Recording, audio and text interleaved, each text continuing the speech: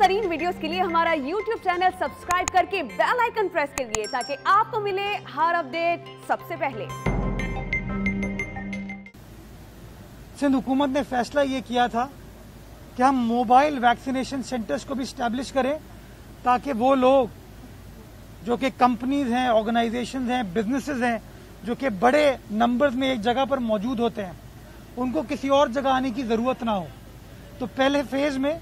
सिंध हुकूमत ने जो हमारी इंडस्ट्रियल एसोसिएशन थी उनसे बात की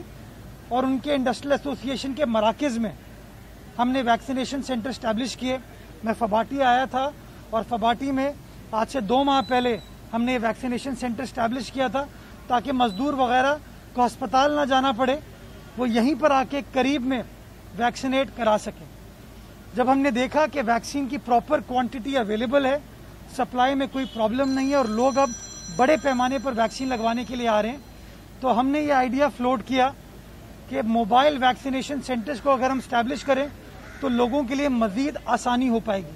और मैं शुक्रगुजार हूँ फबाटी का कि फबाटी ने हमें ये सहूलत फराम की कि हम इनके साथ, इनके ताउन के साथ ये मोबाइल वैक्सीनेशन सेंटर स्टैब्लिश कर सकें। और ये जो मेमोरियल ट्रस्ट का मोबाइल वैक्सीनेशन वैन है, मैं इनका भी शुक्रगुजार हूँ कि इन्होंने फ्री ऑफ कॉस्ट ये वैन हमें प्रोवाइड की ताकि हम सब मिलकर सनतों में, इंडस्ट्रियल सेंटर्स में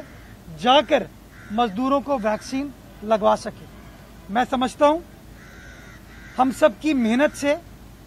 हम सब की जिद्दोजहद से जो लोग बार बार ये तासुर दे रहे थे कि वैक्सीन लगाना जरूरी नहीं है, वो तासुर की अब नफी होती जा रही है। और इसलिए मैं बार बार इस बात पर जोर दे रहा हूं कि अगर 24 घंटे में, आज से कोई 10 रोज पहले 50-60 हजार टेस्ट होते थे, वैक्सीनेशन होती थी,